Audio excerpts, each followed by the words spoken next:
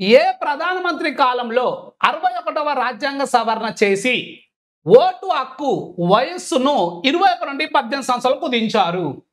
ఇక్కడ మీరు గుర్తుపెట్టుకోవాల్సిన అంశం ఏంటి అంటే ఏ ప్రధానమంత్రి కాలంలో 61వ రాజ్యాంగ సవరణ చేసి ఓటు హక్కును 21 నుండి 18 సంవత్సరాలు కుదించారు అంటే తగ్గించారు అంటున్నాడు.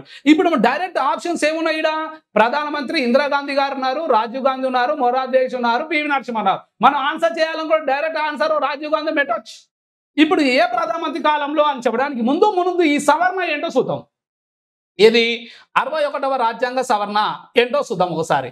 61వ రాజ్యాంగ సవరణ ద్వారా అంటున్నాడు కాబట్టి ఈ 61వ రాజ్యాంగ సవరణ కంటే ముందు దానికి సంబంధించిన విధానం ఏంటి అంటే సార్వజనీన వయోజన ఓటు హక్కు ఆర్టికల్ ఏంటి? రాజ్యాంగంలోని ఆర్టికల్ 326. సార్వజనీన వయోజన ఓటు హక్కు ఆర్టికల్ ఏంటమ్మా? 326.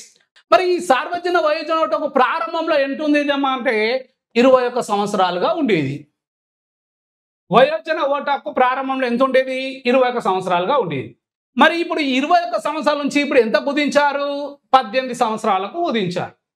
మరి ఈ 21 నుండి 18 సంవత్సరాలు కుదించమని సిఫారసు చేసినటువంటి కమిటీ ఏది? ముందు కమిటీ గురించి మాట్లాడదాం. కమిటీ ఇచ్చిన రిపోర్ట్ ఆధారంగానే కదా సవరణ చేయడం జరిగింది. కాబట్టి వయోజన ఓటు హక్కు 21 నుండి 18 సంవత్సరాలు కుదించినటువంటి అంటే కుదించడానికి సిఫారసు చేసిన కమిటీ ఖార్ఖండే కమిటీ, రైట్. సో కాబట్టి తక్కువ కాలం కొనసాగే లోక్సభ 12వ లోక్సభ, 12 తర్వాత తక్కువ కాలం కొనసాగే లోక్సభ 9వ లోక్సభ.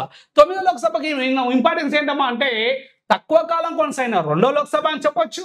తర్వాత వయోజనులు 18 సంవత్సరాలు నిండిన వయోజనులు మొదటిసారిగా ఓటు హక్కు ఎన్నో లోక్సభలో ఉపయోగించుకున్నారంటే 9వ లోక్సభ ఎన్నికలు ఉపయోగించుకున్నారు, రైట్. ఇది ఈ క్వశ్చన్కి ఆన్సర్, దానికి సంబంధించిన విధానాలు, రైట్.